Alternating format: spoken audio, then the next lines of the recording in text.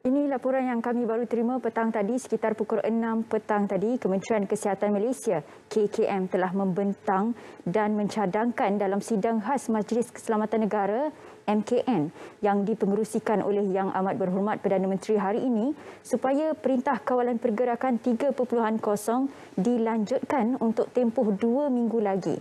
Sehubungan dengan itu, Perintah Kawalan Pergerakan 3.0 disambung untuk tempoh 2 minggu berkuat kuasa pada 15 Jun sehingga 28 Jun 2021. Anda bersama Syirah Nizam, ini Bicara Pengguna.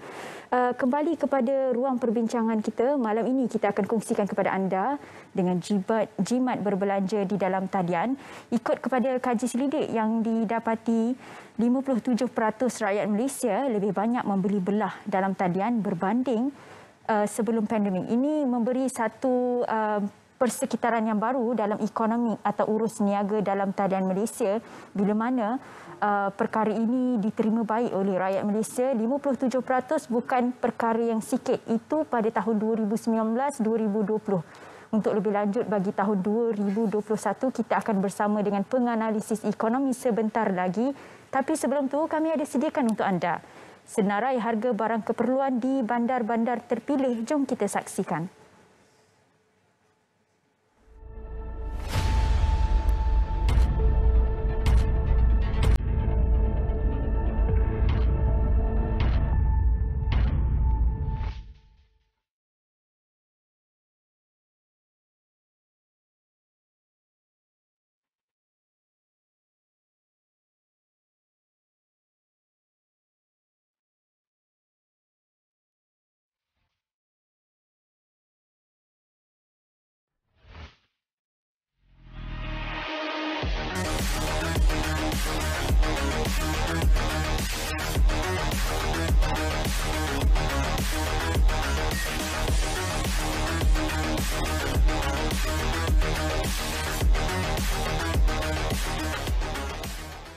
Baik, harga yang dipaparkan sebentar tadi adalah harga barangan bagi lokasi-lokasi yang terpilih bagi bandar-bandar tertentu.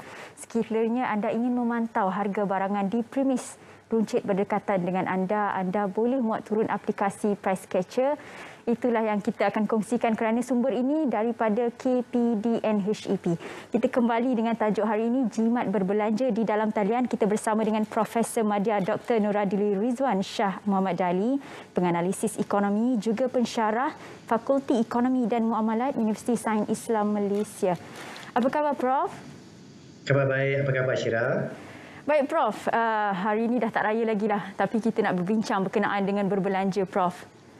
Baik, Prof. Ya. Kalau diikutkan, sebelum ni bila kita membuka cerita urus niaga dalam talian, kita melihat kepada pertumbuhan ekonomi. Kita melihat kepada bagaimana penerimaan pemain industri berkaitan dengan urus niaga dalam talian.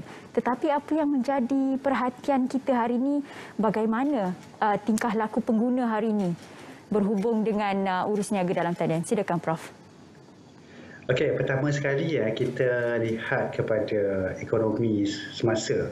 Okey, kita memang nak pertumbuhan ekonomi kita sebab kita sekarang ni dalam pasal COVID-19 dengan lockdownnya ditambah lagi 14 hari dan sebagainya.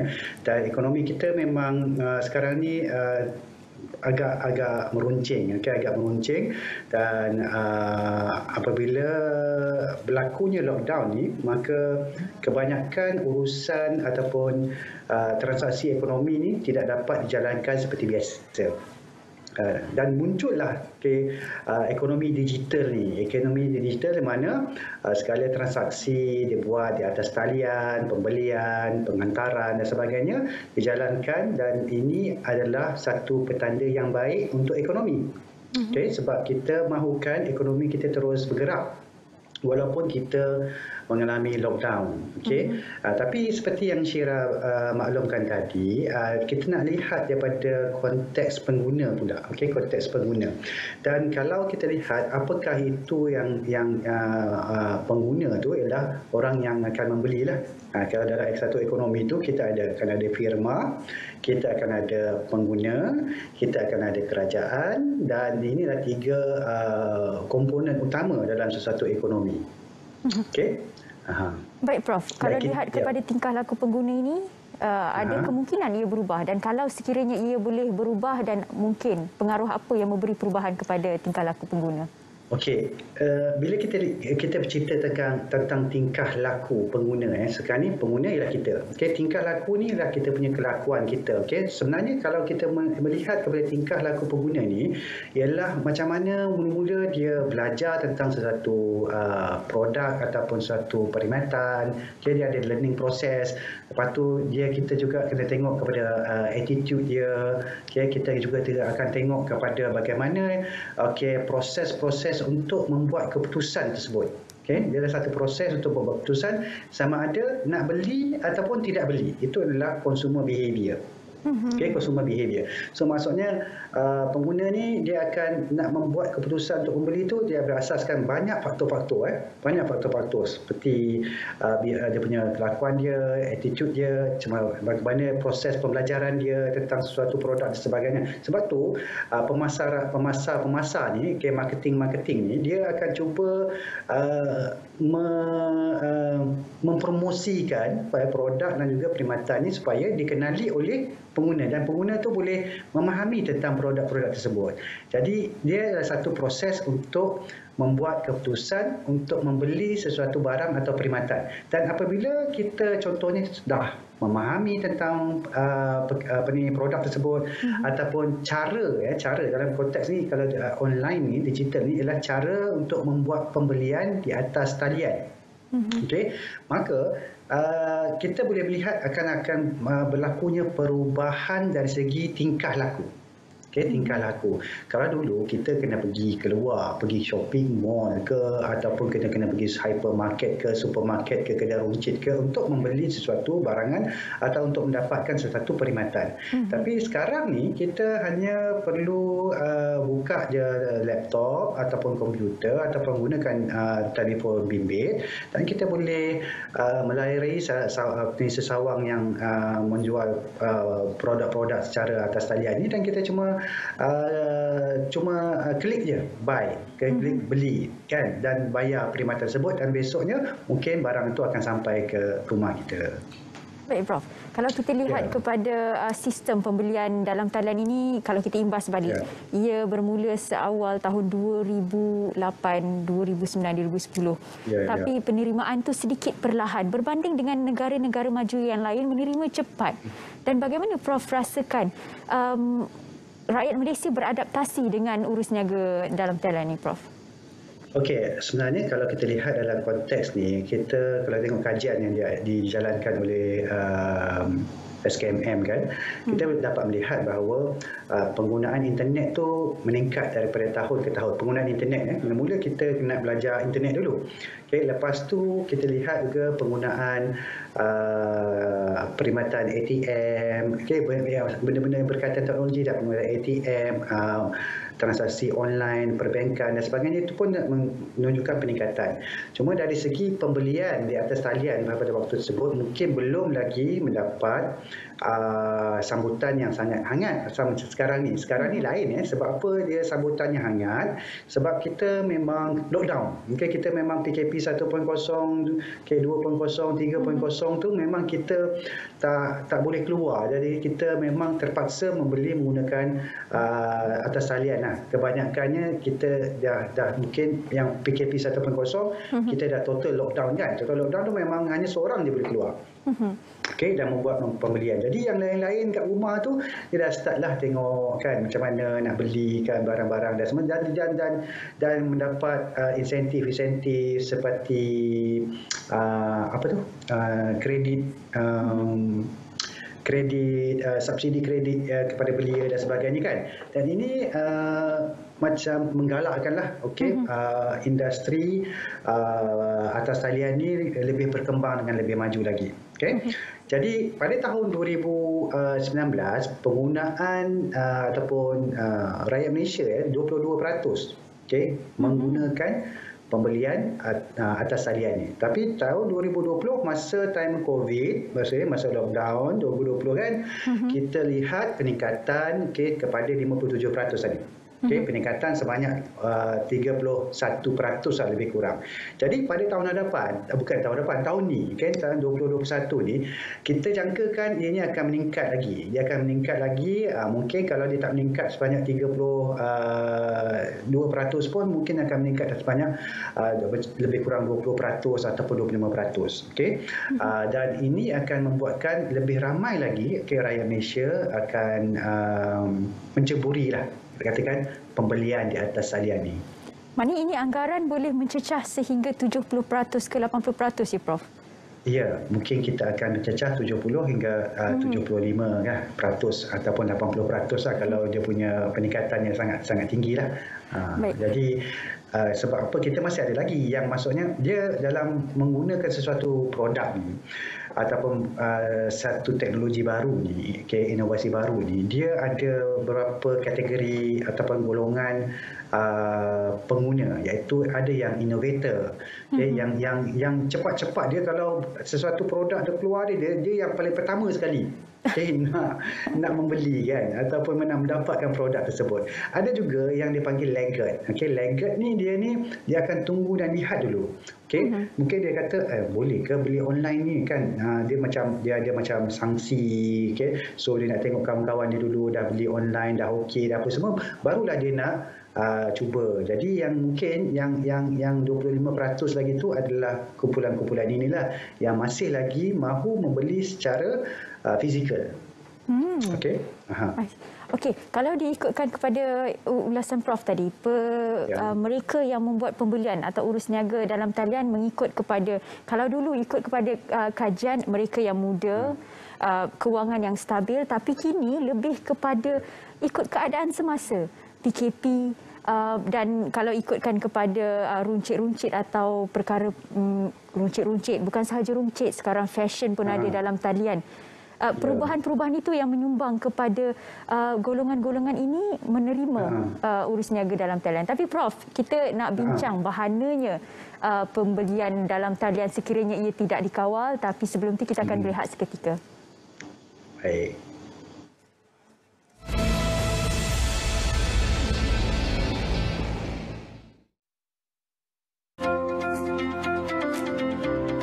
Jenis-jenis penutup mulut dan hidung. Terdapat pelbagai jenis penutup mulut dan hidung di pasaran.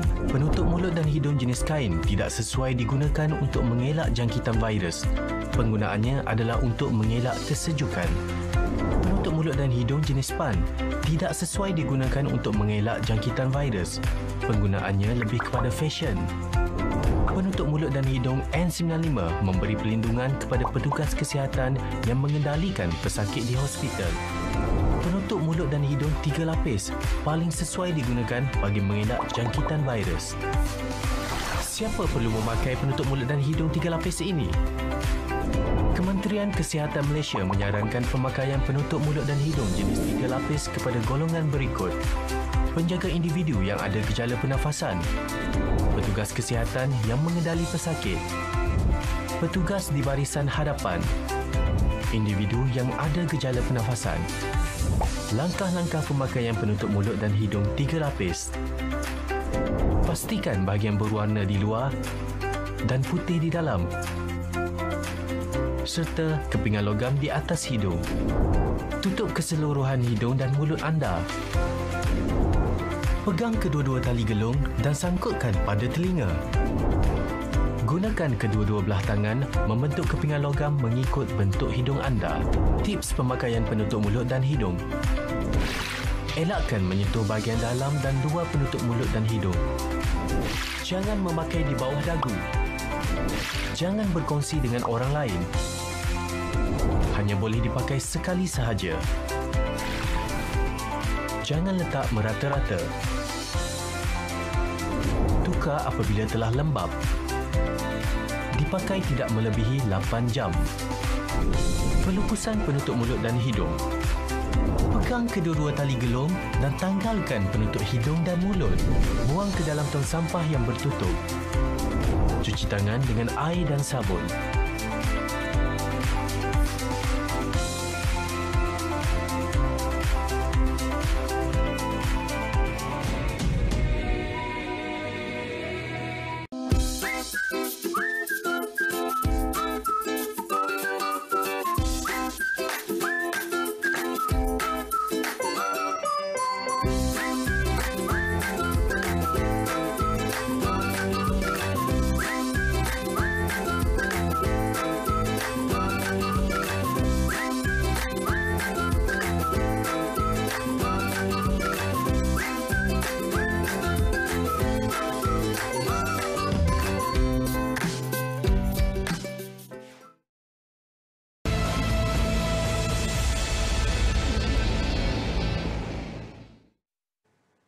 Kami bersiaran secara langsung di saluran berita RTM, My Review 123 dan juga anda boleh menonton kami di Facebook Berita RTM. Melihat kepada perubahan gaya hidup rakyat yang semakin sibuk dengan kerja dan pelbagai komitmen yang kita ada hari ini, kaedah pembelian dalam talian menjadikan satu budaya yang lebih mudah bagi kita mencapai apa yang kita mahukan. Kerana selain daripada ia mudah, ia cepat, kita juga tidak ketinggalan dengan promosi-promosi terkini. Selain juga, kita juga boleh menikmati perkhidmatan penghantaran sehingga depan pintu. Tetapi sekiranya ia tidak dikawal, ia boleh jadi satu bahana dan bencana kepada hidup kita. Kalau kita buka kepada bahana atau bencana pembelian tanpa kawalan ini, kita mempersoalkan juga adakah individu ini celik kewangan ataupun tidak. Apa yang dimaksudkan dengan celik kewangan? Kita bersama dengan Prof. Madya Dr. Nuradli Rizwan Shah Muhammad Dali. Bagaimana Prof, kalau diikutkan keupayaan individu membuat keputusan pembelian keperluan ataupun kehendak, kita ketahui kalau mereka membuat perbandingan, mereka faham apa itu celik kewangan. Tetapi kalau secara asasnya penerimaan rakyat Malaysia hari ini, bagaimana dengan celik kewangan, Prof? Okey, macam ni kita tengok apa itu dia celik kewangan tu. Dalam celik kewangan ni ataupun dalam bahasa Inggerisnya financial literacy, dia ada tiga faktor utama. Yang pertamanya ialah financial behavior, iaitu bagaimanakah kita punya kelakuan kita terhadap kewangan kita. Itu yang pertama. Yang keduanya ialah financial knowledge, iaitu ilmu tentang kewangan tersebut. Adakah kita mempunyai ilmu atau tidak tentang kewangan. Dan yang ketiganya faktor ialah tentang attitude kita terhadap kewangan. So ada setengah orang tu, kalau contohnya attitude ni ialah kita, yang senang saya nak mudahnya ialah suka atau tidak suka.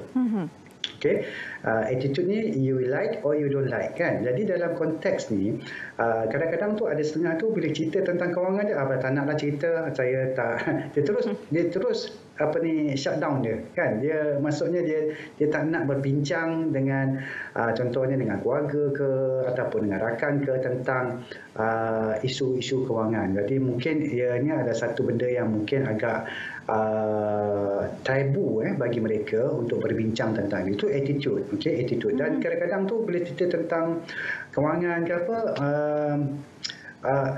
ada setengah-setengah tu akan cuba melarikan diri lah. Tetapi dia ada berkait rapat juga tentang knowledge tadi, ilmu tadi, tentang kelakuan tadi, yang berkaitan dengan kewangan. Jadi financial literacy ni sangat penting. Sangat penting sebab apa? Apabila kita mempunyai literasi dalam kewangan, maka kita boleh merancang kewangan kita. Dan kita kalau sebab apa kalau bahananya tadi dipanggil financial vulnerability, iaitu ketidakkukuhan kewangan kita. Apabila contohnya kalau berlaku sesuatu, sebagai contohnya sekarang ni COVID, kan, pandemik COVID, tiba-tiba kita buang kerja lah, contoh maka kita boleh tak bertahan selama beberapa bulan ke hadapan untuk kita meneruskan kehidupan kita. Itu sebagai contohnya. Kita tengok kita boleh ke tak, kan. So kalau kita macam tak boleh, maksudnya kita ialah tidak kukuh kewangan kita. Kewangan kita tidak kukuh, iaitu kita mempunyai financial vulnerability. Jadi kalau dalam konteksnya, kan, kita dalam konteks kita punya socio-ekonomi kita di Malaysia ni, ramai lagi kita yang masih lagi tidak mempunyai financial literacy, literasi kewangan ini. Dan seterusnya dia sebabkan tiadanya literasi kewangan ini, maka dia tidak kukuhlah kewangan dia.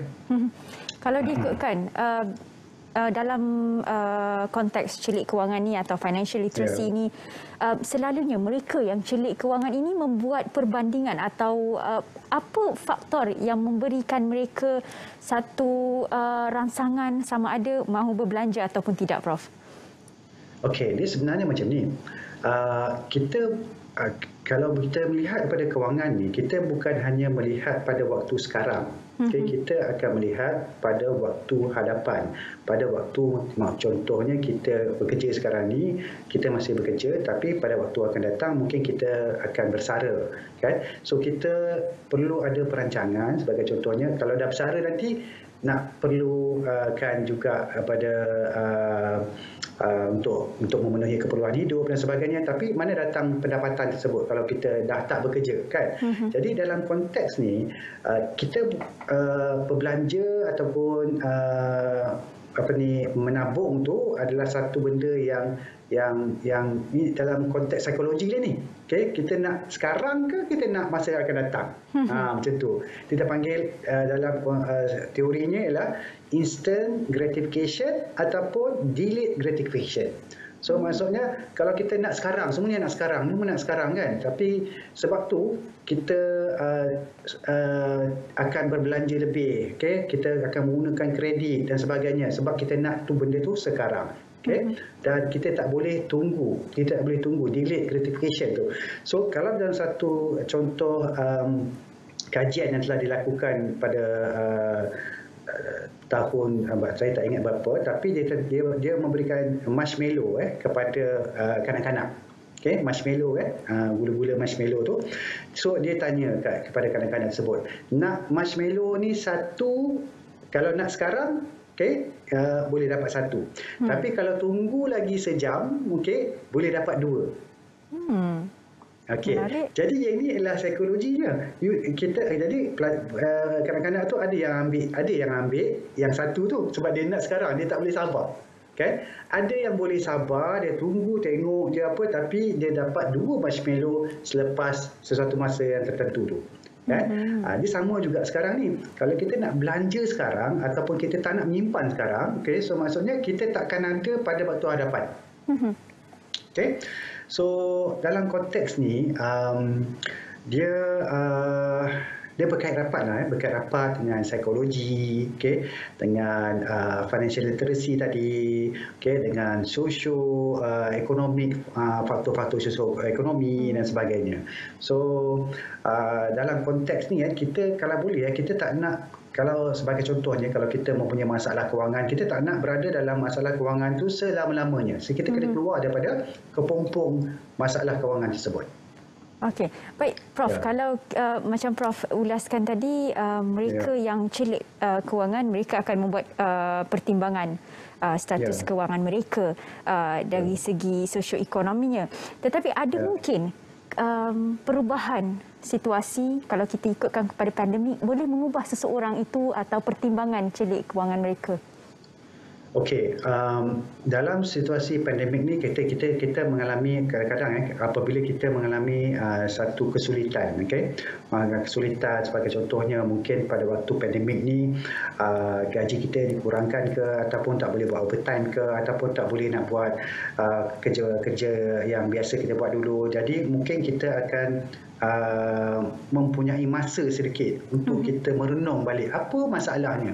Kan, kenapa kita jadi macam ni, kan?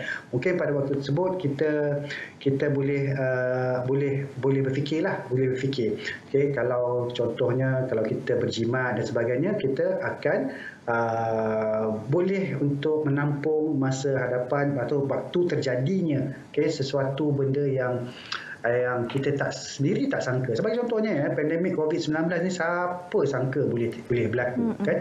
Tapi kalau dalam konteks kita, contohnya kalau kita tengok dalam Al-Quran, kan, dalam surah Yusuf. Okay. Surah Yusuf tu ada diceritakan tentang bagaimana Nabi Yusuf, okay, dia masuk dalam penjara, lepas tu Raja Mesir dia ada mimpi dan dia tanya siapa boleh tafsir mimpinya, dan akhirnya Raja Yusuf yang dalam penjara tu yang dapat menafsir mimpi tu, iaitu ada 7 ekor lembu makan 7 ekor lembu yang lain, kan, yang gemuk dan yang kurus dan sebagainya, dan dia minta ditafsirkan. So Nabi Yusuf tafsirkan, maksudnya mengatakan ada 7 tahun ekonomi akan baik, akan maksudnya meningkat, kan, 7 tahun tu prosperous ekonomi. Dan kemudian datang pula 7 tahun di mana ekonomi menjadi teruk, okay, merudum disebabkan kemarau. Okay. Jadi masa time tu, okay, Nabi Yusuf setelah dilantik menjadi minister lah masa tu, bendahari, okay, bendahari Raja Mesir, kan, bendahari Mesir. So dia pun bagi tahu 7 tahun masa time ekonomi baik, kena simpan, makan sedikit, Yang selebihnya simpan. Maksudnya benih-benih tu kan, benih-benih yang contohnya gandum ke apa tu, disimpan dan disimpannya bersama dengan ranting-rantingnya tu. Itu maksudnya satu ialah dia ada ilmu untuk menabur. Okey, ilmu untuk menabur. Yang keduanya ialah dia ada ilmu untuk dia teknologi pertanian. Maksudnya kalau nak simpan benih tu dia lebih lama, kita simpan dengan ranting-ranting sekali. Kita letak dia bersama ranting tersebut. Okay? Jadi ada dua yang kita boleh belajar lah dari situ, daripada Al-Quran tu. Tapi maksudnya apabila time ekonomi baik, kita kena menabung. Masa ekonomi tak baik tu, kemarau tu, kita kena gunakan apa yang telah kita simpan tersebut. Sehingga kan pada waktu tersebut, okay, Mesir masa tu menjadi tumpuan kepada semua negara-negara lain. Orang lain semua datang ke Mesir untuk meminta bantuan. Tu macam tu. So maksudnya dalam kes ni pun kita boleh ambil ibrah daripada kisah Nabi Yusuf tu tentang bagaimana kita kena menabung untuk kita mengatasi masalah-masalah yang akan berlaku pada waktu akan datang. Baik Prof, macam Prof jelaskan, perlu penjimatan. Tapi kalau kita reflektkan kepada apa yang berlaku hari ini, kita risau pengguna salah faham penjimatan jenis kewangan atau penjimatan dari segi pelaburan untuk waktu akan datang, boleh Prof jelaskan? Okey, penjimatan ni sebenarnya kita nak jimat ni sebenarnya dia ada dua. Kita ada dua. Pertama kalau kita tengok dalam kita punya pendapatan dan juga kita ada perbelanjaan. Dua je. Okey. Sama ada kita nak tingkatkan pendapatan ataupun kita nak kurangkan perbelanjaan. Contohnya kalau kita nak ada tabungan, betul tak? Okay? Sebab pendapatan tolak dengan perbelanjaan tu, itu yang kita boleh tabung, betul Betul Okey. So sekarang ni dia orang tanya, persoalannya kita nak jimat ke ataupun kita nak tambah pendapatan? So ada dua method dia. So kalau kita nak belanja macam biasa, okey, so boleh, tapi kita kena tambah pendapatan. Okay. Kalau kita tak nak tambah pendapatan, kita rasa tak nak buat kerja lebih masa ke apa ke, dan masa tu kita kena buat penjimatan. Cost cutting lah, dia panggil cost cutting lah. Tapi cost cutting ni ataupun penjimatan perbelanjaan ni agak susah lah dilakukan sebab kadang-kadang tu perbelanjaan tu memang perbelanjaan yang perlu. Okay, perbelanjaan yang perlu. Jadi kalau perbelanjaan yang perlu tu susah juga kita nak jimat. Okay, takkanlah dulu kita makan 3 kali sehari, kita jadi 2 kali sehari ke. Tu jadi macam kesian pula kalau macam tu kan. Jadi untuk kita menyelesaikan masalah tersebut, kita sama ada boleh tingkatkan pendapatan kita. Macam itulah. So menjawab soalannya tadi, Syirah? Jawab Prof, alhamdulillah. Tapi ada juga soalan Prof, bolehkah kita keluarkan simpanan kita untuk tujuan pelaburan? Bahaya atau tidak? Okey. Sebenarnya kalau kita membuat simpanan tu simpanan tu kita tak boleh simpan saja. Kita tak boleh simpan saja, sebab kalau kita simpan saja, dia kadang-kadang tu dia akan dimamah oleh inflasi. Dimamah oleh inflasi. So contohnya kalau kita simpan, di bank ke apa ke, dia akan memberikan 1.2% setahun kan. Dan kita inflasi kita mungkin kalau 2% ke. Jadi bila inflasi 2% tapi simpanan kita 1.5 ke, maka sebenarnya nilai wang yang kita simpan tu dia tak sama tau. Dia tak sama. Yang sekarang kita simpan ni RM100, dia tak sama dengan RM100 pada 5 tahun akan datang. Okay? Kalau kita lihat pada konteks, contohnya dulu nasi lemak kan, kita boleh beli dengan harga RM50. Saya pernah beli dulu nasi lemak, saya beli RM50. Sekarang ni RM50 tak boleh beli pun nasi lemak kan. Itu contohnya, itu contoh dia. Jadi dalam konteks ni kita simpan saja tak cukup. Okay.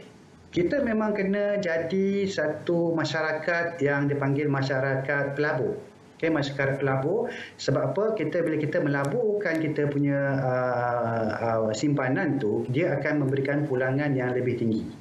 Okay.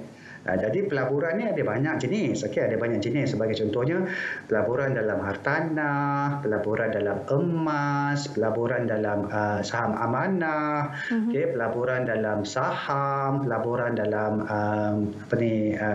CPO dan sebagainya lah. Jadi dia ada banyak dia panggil vehicle pelaburan, instrumen-instrumen pelaburan ni yang boleh kita masuk kan, tapi kita kena tengok dulu siapa diri kita. Okay? Baik, Prof.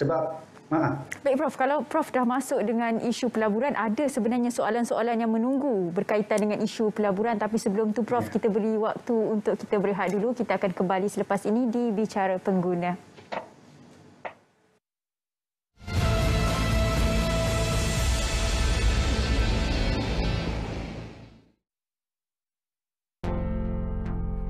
Terdapat 6 langkah yang perlu anda ikuti untuk memastikan proses suntikan vaksin berjalan lancar. Pastikan anda telah memuat turun, mengaktifkan dan mengemaskini maklumat peribadi di dalam aplikasi MySejahtera. Jawab semua soalan penilaian kesihatan. Baca dan fahami maklumat vaksin COVID-19 dan borang persetujuan suntikan vaksin COVID-19 di MySejahtera. Anda perlu menandatangani borang tersebut di hadapan petugas kesihatan. Datang ke lokasi pusat pemberian vaksin PPV pada tarikh dan masa yang ditetapkan. Bawa kad pengenalan dan telefon bimbit mengandungi aplikasi MySejahtera yang telah diaktifkan. Pakai pakaian yang sesuai untuk memudahkan suntikan, iaitu berlengan pendek atau berlengan panjang yang longgar dan boleh dilipat ke pangkal lengan. Lindung diri, lindung semua. Anda positif COVID-19 tetapi tidak bergejala atau bergejala ringan? Perlu menjalani pemantauan kendiri di rumah? Ikuti langkah kuarantin kendiri yang telah ditetapkan oleh Kementerian Kesihatan Malaysia KKM. Duduk di bilik berasingan daripada ahli rumah yang lain. Lebih baik jika mempunyai kemudahan bilik air peribadi. Jika terpaksa berkongsi, pastikan bilik air dibersihkan atau disinfeksi setiap kali selepas digunakan. Pantau diri sendiri setiap hari untuk gejala. Hubungi 999 jika gejala anda bertambah teruk. Kerap cuci tangan dengan air dan sabun atau gunakan pensanitasi tangan. Pakai pelitup muka dan pastikan penjarakan fizikal 1 hingga 2 meter dengan ahli rumah yang lain. Bersama putuskan rantaian COVID-19. Vaksinasi adalah langkah pencegahan bagi memutuskan rantaian COVID-19. Vaksin perlu melalui 2 peringkat kajian sebelum diluluskan penggunaannya. Pertama, kajian praklinikal vaksin di peringkat makmal merangkumi ujian sel kultur dan haiwan.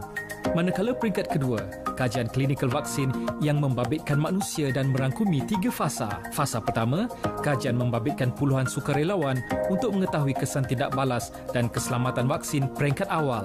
Kedua, kajian terhadap ratusan sukarelawan untuk mengetahui tahap keselamatan secara mendalam serta keperluan dos vaksin. Dan fasa ketiga, kajian melibatkan ribuan sukarelawan untuk mengetahui kesan sampingan yang jarang berlaku serta tahap keberkesanan vaksin. Bagi kelulusan vaksin, pihak berkuasa regulatory farmasi negara akan meneliti keputusan kajian klinikal sebelum vaksin diluluskan.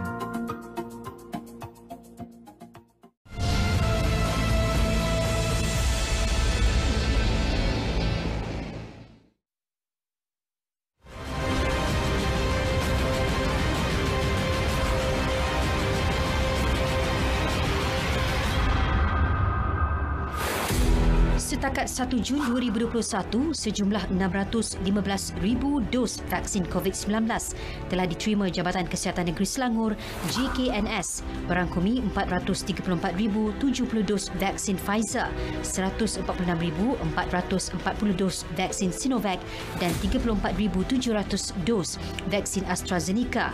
Berdasarkan statistik yang dikeluarkan Bilik Gerakan Negeri Selangor, pemberian vaksin COVID-19 fasa pertama melibatkan 230 133,874 dos, manakala pemberian bagi fasa kedua adalah 192,096 dos. Jumlah keseluruhan vaksin yang telah diberikan ialah sebanyak 425,970 dos. Urusan pengagihan vaksin dikendalikan sepenuhnya oleh Kementerian Kesihatan Malaysia. Dengan bekalan vaksin yang diperuntukkan kepada negeri diturunkan kepada JKNS, disalurkan kepada bahagian farmasi dan diagihkan kepada Pusat Kesihatan Daerah PKD serta Pusat Pemberian Vaksin PPV untuk diberikan mengikut agihan yang telah ditetapkan. Selangor mempunyai kemampuan untuk memberi suntikan vaksin harian lebih tinggi, namun tidak boleh menggerakkan PPV ke tahap yang maksimum kerana penerimaan vaksin yang diterima oleh Selangor hanya setakat yang telah dinyatakan.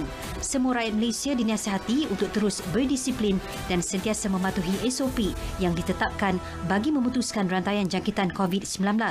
Apa yang terbaik ialah duduk di rumah atau stay at home untuk bersama-sama melandaikan lengkup jangkitan COVID-19. Lindung diri, lindung semua.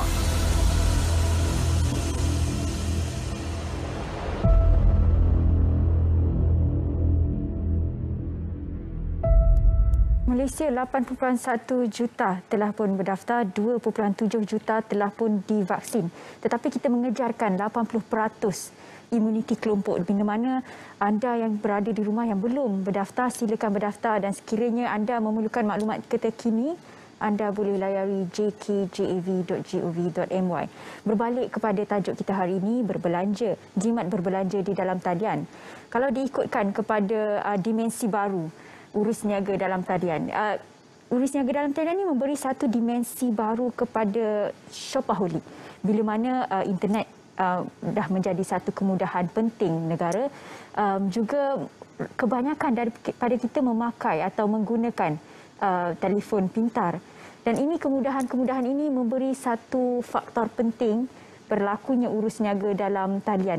Tetapi apa yang kita lihat, bagaimana tiada kawalan 24 jam sentiasa terbuka. Kalau kita lihat membeli belah, pintunya tutup pada pukul 8, tetapi kali ini ia 24 jam.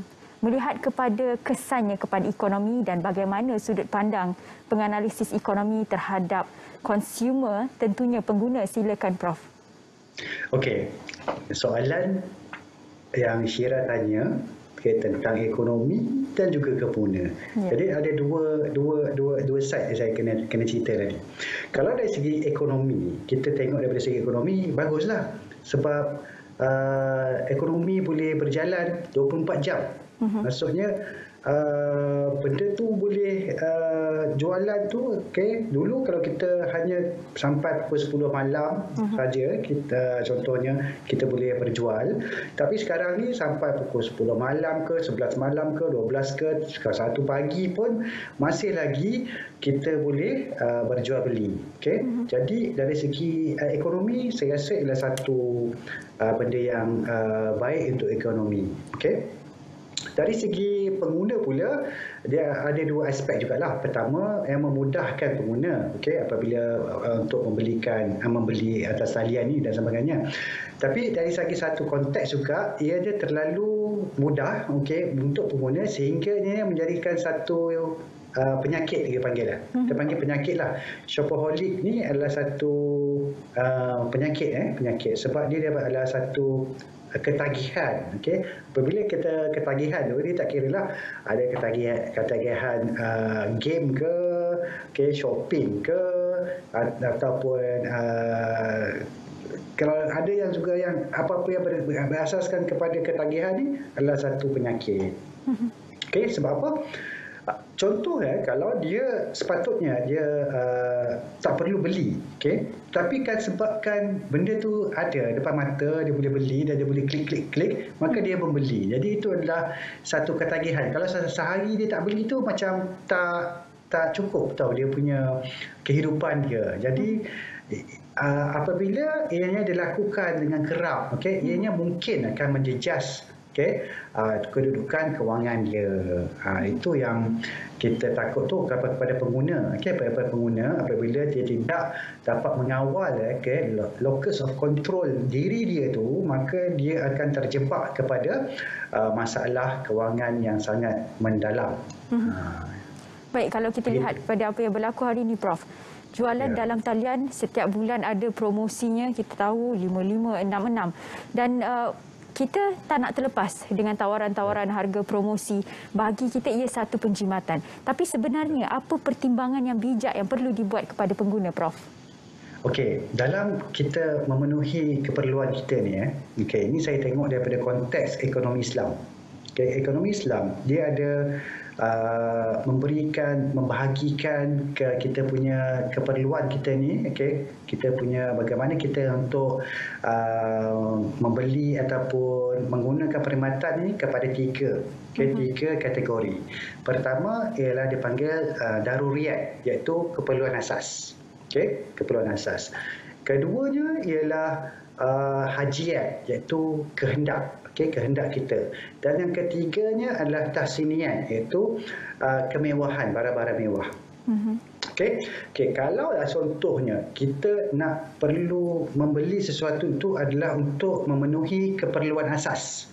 Keperluan asas kita, iaitu keperluan asas ni contoh makanan, pakaian kita, kesihatan, pembelajaran kita dan juga tempat tinggal. Itu adalah keperluan asas. Jadi keperluan asas ni memang kita kena penuhi. Kalau kita tak cukup keperluan asas tu, maksudnya kita tak sempurna lagi lah sebagai seorang manusia yang boleh hidup. Sebab keperluan asas ni adalah keperluan untuk hidup. Jadi maksudnya keperluan asas kena penuhi.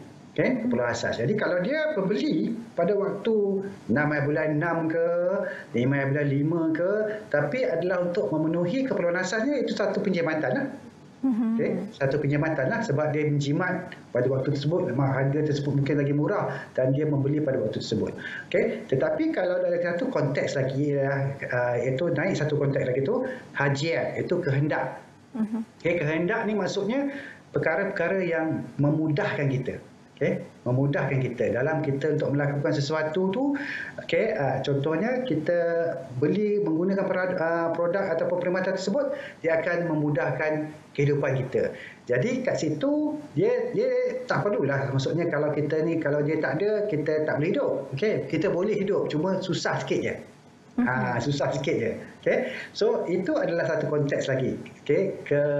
Kehendak. Dan satu lagi konteks ialah hajiyat, iaitu barang-barang kemewahan. Jadi apabila contohnya kita berbelanja, tapi kita belanja barang mewah. Kita belanja barang mewah, tapi barang keperluan kita tak penuhi, maka dia tak betul juga ya. Tak betul juga, sebab kita beli barang yang mewah tapi barang asas kita tak penuhi. So yang itu pun tak boleh. Tak boleh. Dalam konteks kita nak beli 6 bulan 6 ke 5 bulan 5 ke, kita kena tengok. Kita kena tanya diri kita, ni barang ni perlu atau tidak. Kalau kita perlu, silakan boleh beli. Kalau kita tak perlu, kita tanya ataupun kita tangguhkan sekejap. Apabila kita tangguhkan, contohnya kalau kita dalam shopping lah, kita shopping, kita tangguhkan sekejap aja, kita dah tak ingat dah benda yang kita nak beli. Sama juga dengan online. Kita cuba, tak apalah, tengok benda lain lah. Kita tengok benda lain dulu. So mungkin kita tak akan beli benda tu. Kalau cuba perasan kan. So maksudnya kalau kita rasa, kita kena tanya soalan, adakah ini keperluan ataupun kehendak ataupun kemewahan. Kedua, kita boleh tak kita tangguhkannya. Kalau kita tangguhkannya dan kita lupa, maksudnya kita tak perlulah benda tu. Macam tu. Okey, bila tanya diri sendiri itu sebenarnya lebih bahaya sebenarnya, Prof. Baik, Prof. Kalau lihat kepada penyediaan platform urus niaga dalam talian ni, kita faham perbandingan atau kuasa beli itu terserah kepada pengguna itu sendiri. Bermakna pertimbangan itu terserah juga kepada pengguna. Jadi bagaimana, apa yang boleh diaplikasikan untuk memastikan selain daripada kita tidak membazir, selain daripada kita tidak terdedah kepada berlakunya lambakan atau buy one free one dan sebagainya. Apa perkara yang boleh dibuat pertimbangan? Tapi sebelum tu, Prof, kita akan berehat seketika.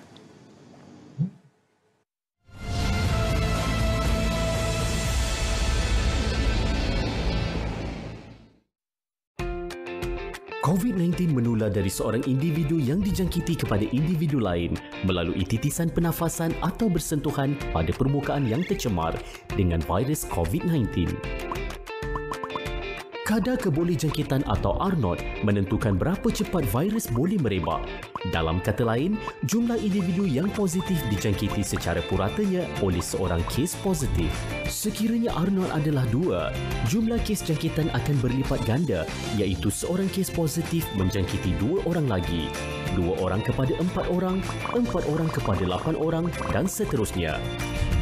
Namun kadar kebolehjangkitan tidak sebegitu pada setiap masa. Dalam situasi tertentu, seseorang itu boleh menjangkiti 4 orang dalam satu masa. 2 daripada 4 orang yang dijangkiti mungkin tidak menyebarkan virus ini kepada orang lain. Individu ketiga yang dijangkiti mungkin menyebarkan kepada 3 orang lagi. Yang paling membahayakan adalah individu keempat yang mungkin menghadiri sesuatu majlis keramaian dan boleh menjangkiti ramai yang lain pada satu-satu masa. Kebanyakan jangkitan beramai atau super spreading berlaku di majlis-majlis keramaian seperti perkahwinan, keagamaan, sosial serta tempat-tempat pengumpulan orang ramai seperti pasar, konsert dan sebagainya. Banyak kejadian jangkitan beramai telah berlaku dan salah satunya adalah majlis perkahwinan di mana bapa kepada pengantin perempuan telah menjangkiti 76 daripada 360 tetamu yang telah hadir majlis perkahwinan tersebut. Bagaimanakah kita boleh mengelak berlakunya jangkitan berkelompok atau super spreading ini?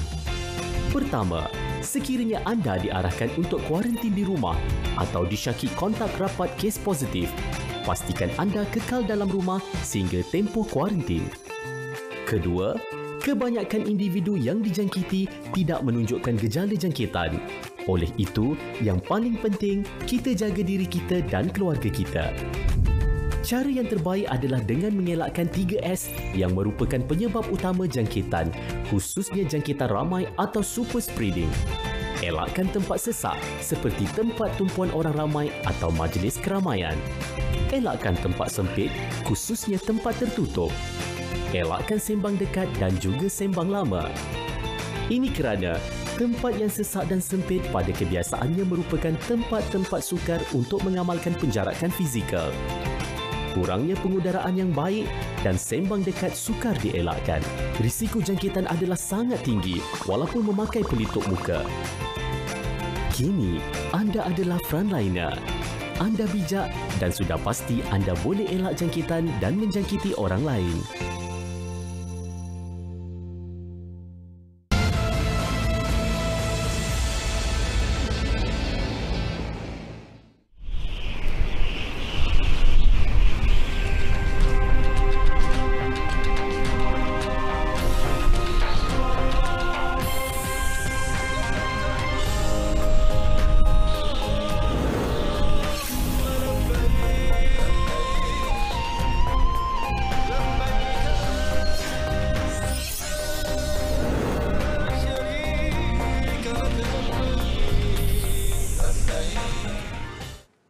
Jimat berbelanja di dalam talian. Pelbagai platform telah pun disediakan, itu memberi ruang kepada rakyat Malaysia untuk mengadaptasi dan mengaplikasikan urus niaga dalam talian.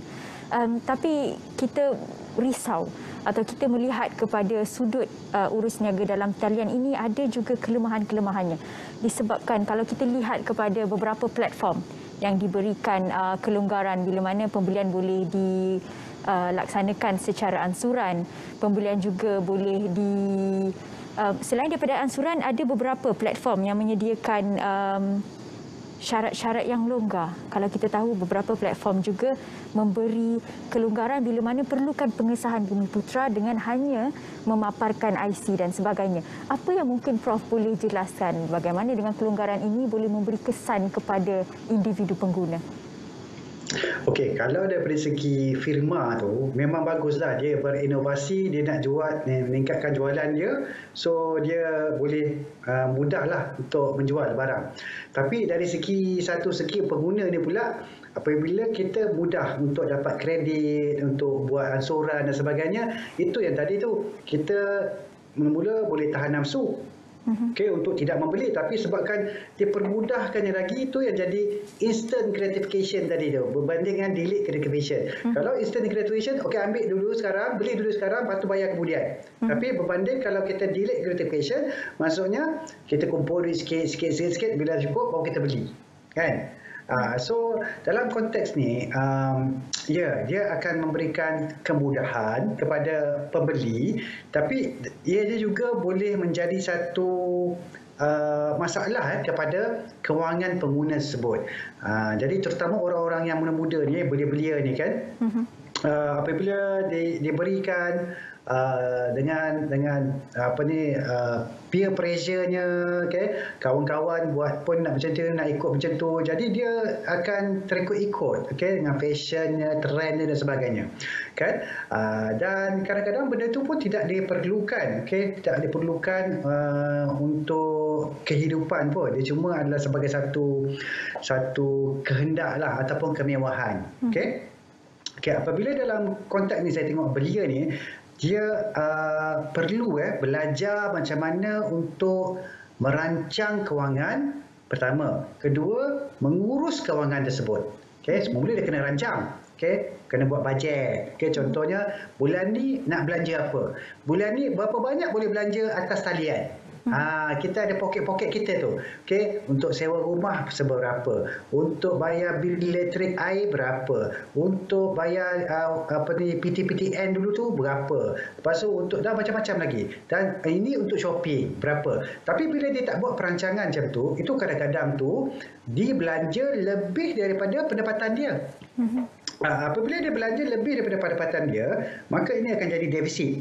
Okay, akan jadi defisit. Apabila jadi defisit ni, okay, yang kekurangan tu, okay, perlu ditampung oleh hutang. Okay, apabila dia perlu ditampung oleh hutang, sama ada dia kena pinjam dengan bank ke, dia kena pinjam dengan, kalau contohnya tadi dengan platform online tersebut, dia berhutang lah. So dia berhutang. So dalam konteks ni, apabila kita hutang lebih banyak daripada aset, liability lebih banyak daripada aset, maka contohnya kita kerja umur 20 tahun sekarang ni, sampailah kita dah bersara nanti, tapi akhirnya kita kumpul hutang. Itu masalah dia, itu yang akan terjadi pada waktu akan datang, sebab dia tak merancang, dia tak mengurus kewangan dia tu. Okay?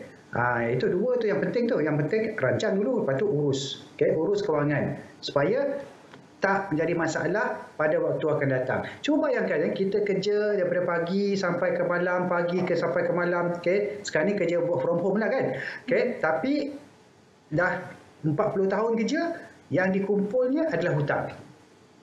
Okay? Tapi kalau tak disedarkan sekarang ni, maka 40 tahun nanti dah terlalu lambat, okay, untuk diberi tentang kesedaran tentang bagaimana mereka perlu merancang dan juga mengurus kewangan mereka ni. Baik Prof, kalau konsep kepada ansuran itu ia adalah satu pendedahan kepada sistem hutang juga Prof. Kalau sekiranya seawal ini belia didedahkan dengan hutang, bagaimana? Mungkin akan datang kebiasaan atau mungkin ketaksuban untuk membuat hutang. Okay, itu yang kita kena menerapkan kepada belia-belia ni. Okay, mereka perlu memahami apakah konsep aset ataupun konsep liability ataupun hutang ni. Okay, aset ni secara umumnya adalah benda yang kita beli tu boleh mendatangkan duit masuk ke dalam poket kita. Itu senang cerita lah. Duit boleh masuk ke poket. Bila kita beli benda tu boleh memberikan duit kepada poket kita. Tapi kalau kita beli sesuatu tu dan dia ambil duit daripada poket kita, itu adalah liability. Itu adalah satu bebanan kepada kita. Jadi yang ni yang kita kena tengok tu. Kalau contohnya, kalau kita beli sesuatu tu dan kita kena bayar setiap bulan, kan? Selama 6 bulan ke, setahun ke, itu adalah satu benda yang ditarik duit kita tu. Dia tarik duit kita. So sebab tu, kita kena perbetulkan minda kita. Minda kita ialah kita kena beli aset. Okay? Bukannya membeli liability. Okay, so kena fikir-fikirkanlah. Okay, tanya. Okay, adakah ini satu aset ataupun adakah ini satu liability? Okay, kalau kita beli aset, maka mungkin kalau kita dah bersara nanti, kita ada aset. Okay, Tapi kalau kita dari sekarang masih beli liability saja, dan usaha nanti pun kita kumpul hutang atau kita kumpul liability. Okay? So yang tu penting tu. Okay? Minda kita kena betul, mindset kena betul, kita kena beli aset dan bukannya liability. Baik Prof, kalau ikutkan kepada laporan Bank Dunia, 60% belia terdedah kepada risiko muflis. Kenapa belia-belia muda ini yang cenderung kepada gagalnya pengurusan penjimatan dalam belanja? Okey, pertama sekali ialah dia ada banyak faktor. Ada banyak faktor. Faktornya ialah yang penyebab utama ialah kad kredit dan juga hutang kereta lah. Itu penyebab utama lah kepada di Malaysia. Faktor rakyat Malaysia yang dipanggil mengalami masalah kewangan yang sangat mendalam ni. Okay? Ada juga faktor-faktor lain, contoh faktor perniagaan, faktor dan lain-lain lah. Tapi yang paling banyak ni adalah kad kredit dan juga hutang kereta. Okay? Tapi dalam konteks ni, kad kredit dengan kereta tu, kita boleh katakan itu adalah liability. Itu adalah liability. Okay. Pertama, kad kredit. Kredit tu dia bukan untuk membeli aset. Dia selalunya adalah consumption, perbelanjaan consumption. So perbelanjaan habis. Dia maksudnya habis kan. So sama jugalah kalau kita gunakan atas talian ni apa ni, kalau kita tak betul-betul, dia ni adalah satu perbelanjaan consumption. Okay, bukannya perbelanjaan aset. Kalau perbelanjaan aset okey. Okay, saya rasa dia aset tu akan memberikan pulangan kepada pembeli. Okay, dalam konteks kita tadi, ramai yang muflis, okay, disebabkan oleh mereka tidak dapat mengawal perbelanjaan mereka tadi. Okay, yang ini berbalik kepada faktor psikologi tadi, faktor literasi kewangan, faktor tentang sosioekonominya dan juga faktor compulsive behavior, purchase behavior, iaitu pembelian yang tak dirancang. Pembelian tak terancang dan dia menjadi ketagih untuk membuat pembelian tak dirancang. So apabila membuat pembelian tak dirancang ni yang lebih berbentuk consumption ni, membentuk pakai habis ni, maka dia habis macam tu lah. Ya, habis macam tu. So kalau kita bayangkanlah, okay, ini berlanjutan, berlarutan sehingga bertahun-tahun, berpuluh-puluh tahun, maka kita akan melihat bahawa kedudukan kewangan mereka ni tidak akan menjadi stabil. So kita nak mereka ni mempunyai kewangan stabil, perlunya pada keras kewangan, jaga psikologi dan sebagainya. Baik, terima kasih Prof penjelasan yang jelas berkaitan dengan jimat berbelanja di dalam talian. Ada perkara yang kita masih lemah dari segi membuat pertimbangan mana yang perlu, mana yang mahu, mana yang untuk kemewahan semata-mata. Kita ucapkan terima kasih kepada Prof Madya Dr. Noradli Rizwan Shah Muhammad Dali, penganalisis ekonomi, pensyarah Fakulti Ekonomi dan Muamalat Universiti Sains Islam Malaysia. Terima kasih Prof. Assalamualaikum, selamat malam. Terima kasih kerana menonton Bicara Pengguna. Saya tinggalkan anda dengan terima kasih dan Assalamualaikum.